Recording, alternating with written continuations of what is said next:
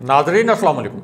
Inside news के नए programme के साथ मैं हूं इब्राहिम राजा और आज हम बात करेंगे कि मियां नवाज शरीफ के मुतल्लिक लंदन से क्या नई और अहम खबर आई है। मियां नवाज शरीफ की रिहाइशगाह के बाहर 7 मिनट तक क्या कुछ होता रहा। Army chief general Qamar Javed Bajwa ने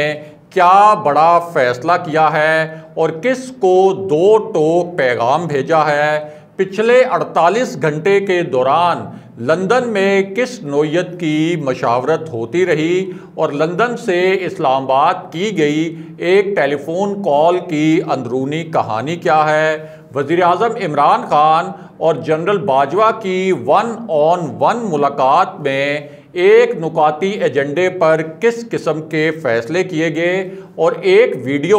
जिसे अमरीकी चैनल ने जारी किया है इसमें किस किस्म के नाकाबिले यकीन मनाजिर हैं। इस वीडियो के पीछे असल किस्सा क्या है और इस वीडियो के किरदार कौन हैं। हमारे जिन दोस्तों ने अब तक हमारे चैनल को सब्सक्राइब नहीं किया उनसे हम कहेंगे कि हमारे चैनल को सब्सक्राइब कर लें ताकि उन्हें अहम मालूमात बर वक्त मिलती रहें। अब वापस आते हैं आज के मौजू पर, यानी मियां नवाज शरीफ के मुतल्लिक लंदन से क्या अहम और नई खबर आई है और army chief general Qamar Javed Bajwa के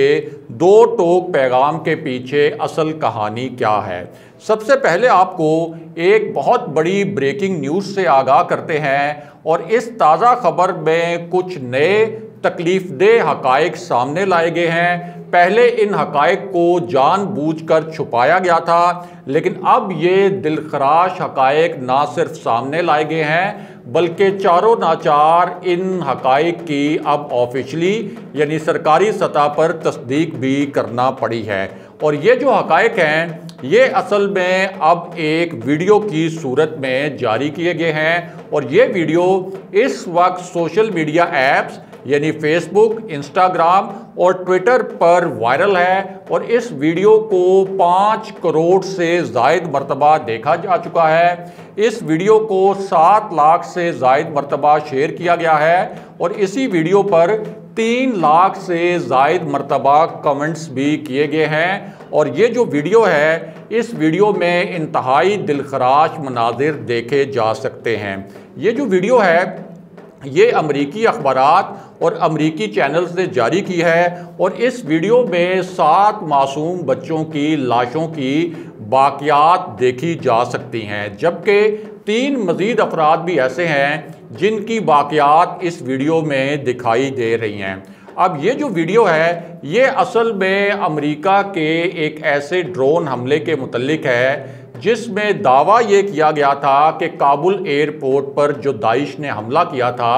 जिसमें 28 तालिबान जाँ बहक हो गए थे, 100 के करीब अफ़गान शहरी इसमें जाँ बहक हुए थे और 13 अमरीकी फ़ौजी भी हलाक हुए थे। तो इस वीडियो में ये बताया गया है कि जो अमेरिका ने उसके बाद क्लेम किया था यानी दावा किया था कि हमने दाइश का वो हमला आवर और वो मास्टरमाइंड काबुल हमले का जिसने पूरा काबुल हमला प्लान किया था हमने उसको उड़ा दिया है। लेकिन अब इस मामले में इंतहाई तकलीफदेह और इंतहाई दिलखराश जो हकायक हैं वो सामने लाए गए हैं और इस घिनौनी हरकत का जो भांडा है वो ख़ुद अमरीकी मीडिया ने फोड़ा है। अमरीकी अखबारात की जो तहकीकाती रिपोर्ट है उसमें बताया ये गया है कि काबुल एयरपोर्ट पर हमले के बाद दाइश को निशाना बनाने के नाम पर काबुल के करीब जिस घर को निशाना बनाया गया वो घर असल में एक अफ़गान इंजीनियर का था और उसका नाम बताया गया है ज़िमारी अहमद। और जब ज़िमारी अपनी गाड़ी से पानी की बोतलें उतार रहा था तो उस वक्त ये जो ड्रोन तैयारे थे ये उसके घर की छत के ऊपर नज़र आना शुरू हुए और पानी की बोतलें ऐन उतारते हुए ये जो ड्रोन्स थे इन्होंने शेलिंग की उस घर के ऊपर और इनमें से कुछ शेल्स और कुछ बम जो हैं वो साथ वाले जो घर थे उनके ऊपर भी गिरे और इस शेलिंग और बॉम्बिंग में कोई 7 बच्चे जिनका ताल्लुक एक ही ख़ानदान से बताया जाता है वो शहीद हो गए, और इन 7 बच्चों के अलावा 3 और अफराद भी शहीद हुए। ये सब बेगुनाह थे। इनका काबुल एयरपोर्ट पर होने वाले धमाके से और दहशतगर्दी से कोई ताल्लुक नहीं था। और हैरानकुन बात यह है कि इन्होंने अमेरिका में पनाह की दरख्वास्त भी दी हुई थी, और ये इस वक्त इंतज़ार कर रहे थे कि अमेरिकी हुकाम इनकी जो पनाह की दरख्वास्त है उसके ऊपर क्या जवाब देंगे। यहाँ एक और बड़ा इंकशाफ ये भी किया गया है कि ज़िमारी जिनके घर को निशाना बनाया गया और एक घर के जो 7 बच्चे इस हमले में शहीद हुए, वो एक अमेरिकी NGO के लिए काम कर रहे थे। यानी अमेरिका ने दाइश पर हमले की आड़ में जो 7 अफगान बच्चे थे वो शहीद हो गए, और उस वक्त अमेरिका के सर पर यह जुनून सवार था कि चूंकि वो एक सुपर पावर है, उसके 13 फौजी हलाक हुए हैं, तो उसने फ़ौरन दाइश से बदला लेकर दुनिया को ये बताना है कि हमने अपने फ़ौजियों की हलाकत का बदला कितनी जल्दी लिया। अब ये जो तबाही का शिकार हुआ है ख़ानदान, इनके जो बाकी अफराद थे इस ख़ानदान के जो ज़िंदा बच गए, उनकी वीडियोज़ भी सामने लाई गई हैं और पूरी तरह तस्दीक की गई है कि ये एक मिसगाइडेड अटैक था, ये एक गफलत थी, एक संगीन गफलत थी। और अब अमेरिकी हुकाम ने भी तस्दीक की है कि इस मामले की तहकीकात की जा रही हैं। तो ये है वो सुपर पावर जिसने दाइश से बदला लेने की आड़ में 10 बेगुनाह जो शहरी थे उनको जाँ भाग कर दिया, सिर्फ़ और सिर्फ अपनी ईगो बचाने के लिए और दुनिया पर यह साबित करने के लिए कि हम कितनी जल्दी अपने फ़ौजियों की हलाकत का बदला ले सकते हैं। और अब ये भी तस्दीक की गई है कि दाइश का कोई जंगजू इस ड्रोन हमले में हलाक नहीं हुआ था। बहरहाल अब वापस आते हैं मियाँ नवाज शरीफ के इशू पर कि लंदन से मियाँ नवाज शरीफ के मुतल्लिक क्या नई खबर आई है, और साथ ही आपको ये भी बताते हैं कि मियाँ नवाज शरीफ की वापसी के मुतल्लिक किस किस्म के दावे किए गए हैं और ज़मीनी हक़ाइक़ क्या हैं। एक तो आपको बताएं कि जावेद लतीफ़ ने यह कहा कि मियाँ नवाज शरीफ इसी साल वापस आएंगे और हम उनको मिन्नतें करके वापस लाएंगे। उसके बाद एक बड़ी प्लानिंग के साथ, बड़ी मनसूबाबंदी के साथ तारिक फजल चौधरी ने भी एक प्रोग्राम के अंदर ये बात की कि इस वक्त मियाँ नवाज शरीफ का पाकिस्तान में होना बहुत ज़रूरी है और हम कोशिश कर रहे हैं कि मियाँ नवाज शरीफ जल्द पाकिस्तान वापस आ जाएं। अब ये जो दोनों स्टेटमेंट हैं ये एक ऐसे वक्त में लॉन्च किए गए, एक ऐसे वक्त में जारी किए गए जब मुस्लिम लीग नून के अंदर एक बहुत बड़ी बगावत सर उठा रही थी। ख्वाजा आसिफ ने टीवी इंटरव्यूज़ में मियाँ नवाज शरीफ के ख़िलाफ़ सरकशी की, उनके बयानिए पर हमले किए, यहाँ तक कह दिया कि मुस्लिम लीग नून मफामत और मज़ामत की सियासत में फंस चुकी है और बहुत से लोग ऐसे हैं मुस्लिम लीग नून के अंदर जो अब इस्टेब्लिशमेंट से लड़ना नहीं चाहते, यानी मज़ामत नहीं करना चाहते। और उसके बाद मुस्लिम लीग नून के लीडर्स का एक खुफिया इजलास भी हुआ जिसमें यह कहा गया कि मियाँ नवाज शरीफ जिस बयानिए पर हमें चलाना चाहते हैं, अगर वो चाहते हैं कि हम इस बयानिए को लेकर आगे बढ़ें तो फिर उनको खुद पाकिस्तान आना चाहिए, वरना ये क्या एक मंतक है कि आप ख़ुद तो यानी मियाँ नवाज शरीफ ख़ुद तो लंदन में बैठे हैं, अपने जो अजीज़ो अकारिब हैं यानी इसहाक डार, आबिद शेर अली, सलमान शहबाज, उनको आप लंदन में बिठाएं, लेकिन हमें यहाँ पर कहें कि हम कुर्बानियाँ दें और आपका जो बयानिया है उसको आगे लेकर चलें। तो ये जो एक खुफिया इजलास था जिसको शहबाज शरीफ की एक इनडायरेक्ट पुष्पनाई भी हासिल थी, इसमें भी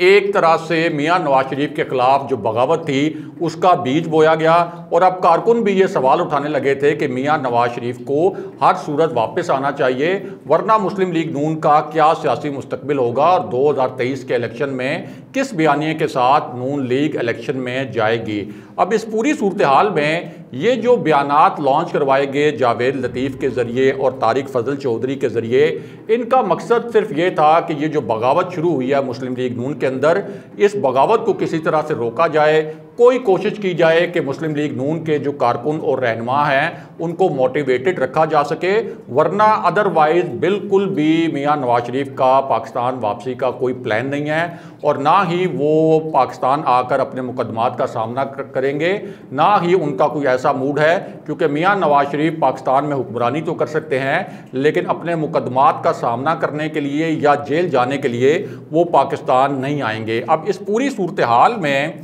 जो लंदन में मियां नवाज शरीफ की रिहाइशगाह है उसके बाहर क्या तमाशा होता रहा। एक तो आपको बताएं कि नवाज शरीफ के बाहर जाने के बाद शहबाज शरीफ ने भी कोशिश की थी कि वो बाहर चले जाएं और अगले इलेक्शन तक वापस ना आएँ, यानी उस वक्त जब उन्होंने लाहौर हाई कोर्ट से एक ही दिन के अंदर बड़े मखसूस और बड़े पुरस्कार हालात में रिलीफ ले लिया था, लेकिन उनको लाहौर एयरपोर्ट पर वज़ीर-ए-आज़म इमरान खान के डायरेक्टिव्स यानी उनकी हदायत पर रोका गया था। उसके बाद फिर मरियम नवाज़ ने भी यही कोशिश की थी, ये कहकर कि उनकी एक माइनर सी सर्जरी होनी है जो पाकिस्तान में नहीं हो सकती और सिर्फ बरतानिया में हो सकती है, तो उन्होंने भी एक कानूनी रास्ता खोलने की कोशिश की थी कि वो भी लंदन ही चली जाएं। तो ये जो पूरे मामलात हैं कि यानी पूरी शरीफ फैमिली खुद तो लंदन जाना चाहती है, इस पर भी मुस्लिम लीग नून के जो रहनुमा हैं जो पाकिस्तान के अंदर हैं, जिन्हें मुश्किलात बर्दाश्त करनी पड़ी हैं, वो भी बड़े इस वक्त ज़िच नज़र आते हैं। अब ये जो पूरा पस मंज़र है, इस पस मंज़र में मियां नवाज शरीफ की रिहाइशगाह के बाहर क्या कुछ हुआ। एक तो आपको बताएं कि जाहिर है कि जब मियां नवाज शरीफ के वीज़े में तोसी की दरख्वास्त उनकी रद्द हुई है, बरतानवी वज़ीर-ए-आज़म के ऑफिस के सामने उनके ख़िलाफ़ एक लंबा चौड़ा एहतजाज हुआ। फिर बरतानिया के दीगर शहरों में भी उनके ख़िलाफ़ जो बरतानिया में मुकीम पाकिस्तानी हैं उन्होंने एक एहतजाज का सिलसिला और उसका जो दायरा कार है वो बढ़ा दिया है। फिर शायान अली एक पटिशन लेकर चले गए बरतानवी पार्लियामेंट की वेब के ऊपर, और उस पटिशन की में भी यही कहा गया कि ऐसे अनासिर जिन्होंने पाकिस्तान के अंदर मनी लॉन्ड्रिंग की है, मनी लॉन्ड्रिंग करके बरतानिया में शाही महल्लात बनाए हैं, इनको बरतानिया में सियासी पनाह ना दी जाए। तो वो एक और मुसीबत मियां नवाज शरीफ के लिए खड़ी हो गई, क्योंकि उसके ऊपर भी 30,000 से ज़ायद दस्तखत हो चुके हैं। तो अब इस पूरी सूरत हाल में मियां नवाज शरीफ ने किया ये था कि जब भी उनसे मीडिया के नुमाइंदे कुछ सवालात करते थे तो वो उन सवालात को अवॉइड करना शुरू हो गए, यानी उनका वो जवाब नहीं देते थे। लेकिन इस मरतबा जब वो अपनी रिहाइशगाह से बाहर निकले तो वहाँ कुछ पाकिस्तानी सहाफ़ी मौजूद थे जो उनसे कुछ सवालात करना चाहते थे, उनके सियासी मुस्तकबिल के हवाले से, नून लीग के सियासी मुस्तकबिल के हवाले से, और साथ ही इस हवाले से कि उनके वीज़े की जो में तोसी की जो दरख्वास्त रद्द हुई थी उसके ऊपर अपील का अब क्या स्टेटस है। अब इस दौरान क्या दिलचस्प सूरत हाल पैदा हुई वो मुख्तसरन आपके सामने रखते हैं। अब ये जो सहाफ़ी वहाँ मौजूद थे पाकिस्तानी, इन्होंने मियां नवाज शरीफ से 3 सवालात किए, और ये जो 3 सवालात थे इनके मियां नवाज शरीफ ने क्या जवाबात दिए पहले वो आपके सामने रखते हैं और फिर आपको ज़मीनी हक़ाइक़ से आगाह करते हैं। एक तो मियां नवाज शरीफ ने सवाल का जवाब देते हुए पाकिस्तान की सूरत हाल के मुतल्लिक ये अल्फाज इस्तेमाल किए कि ऊँट रे ऊँट तेरी कौन सी कल सीधी, पाकिस्तान में हर काम उल्टा हो रहा है, बड़ा दुख है कि सारे ज़ख्म पाकिस्तान को पहुंच रहे हैं, वकला पाकिस्तान के आइन की जंग लड़ रहे हैं, मैं भी इस वक्त पाकिस्तान के आइन की जंग लड़ रहा हूं, मेरा तो एजेंडा ही है और मेरी सारी स्ट्रगल और मेरी सारी जिद्दोजहद जो है वो आइन की बका के लिए और आइन की सरबुलंदी के लिए है। उसके बाद मियां नवाज शरीफ से इलेक्शन कमीशन के मुतल्लिक सवाल किया गया कि हुकूमत की जानिब से इलेक्शन कमीशन के किरदार पर तनकीद हो रही है, तो इस पर मियां नवाज शरीफ ने क्या जवाब दिया। एक तो उनका ये कहना था कि इलेक्शन कमीशन पर तनकीद करके और इलेक्शन कमीशन पर इल्ज़ाम तराशी करके हुकूमत बड़ी ज़्यादती कर रही है, चीफ इलेक्शन कमिश्नर के ऊपर इल्ज़ाम तराशी जो है वो बिल्कुल दुरुस्त नहीं है, एक गलत इकदाम है, पाकिस्तान को आगे बढ़ने दो, पाकिस्तान को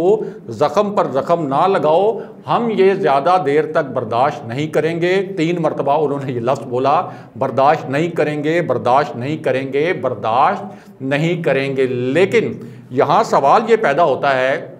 कि अगर मियां नवाज शरीफ आइन की बालादस्ती के लिए जिद्दोजहद कर रहे हैं तो इसी आइन के तहत जो अदालतें कायम थीं पाकिस्तान के अंदर, उन्होंने मियां नवाज शरीफ को मफरूर करार दिया गया, उन्होंने मियां नवाज शरीफ को इश्तिहारी करार दिया, उन्होंने मियां नवाज शरीफ के ऊपर जो संगीन करप्शन के केसेस थे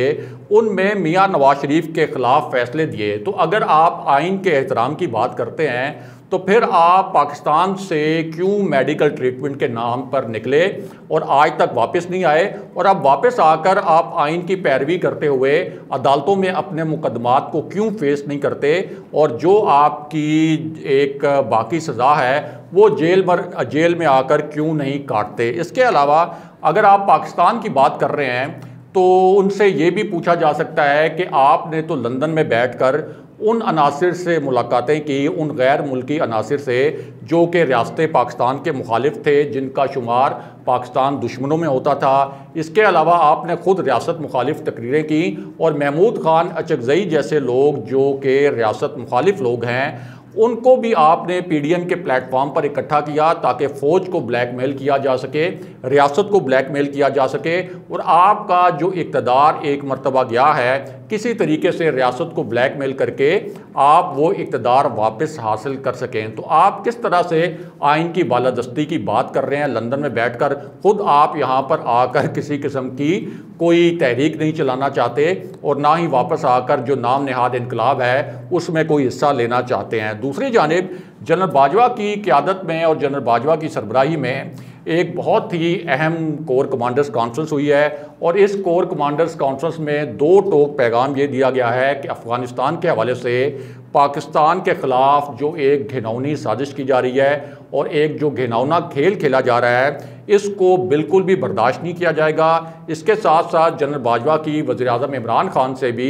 1-on-1 एक बहुत अहम मुलाकात हुई है और इस मुलाकात में जहां अफ़गान तालिबान की नई हुकूमत के मामले पर बात हुई है, कौमी सलामती के अमूर पर बात हुई है और साथ ही ऐसे अनासिर जो पाकिस्तान के अंदर मौजूद हैं लेकिन रियासत को कमज़ोर करने की कोशिश करते हैं 5th जनरेशन वार के ज़रिए, उन अनासिर के ख़िलाफ़ भी सख्त कार्रवाई करने का फ़ैसला किया गया है। अगले प्रोग्राम तक के लिए खुदा हाफ़िज़।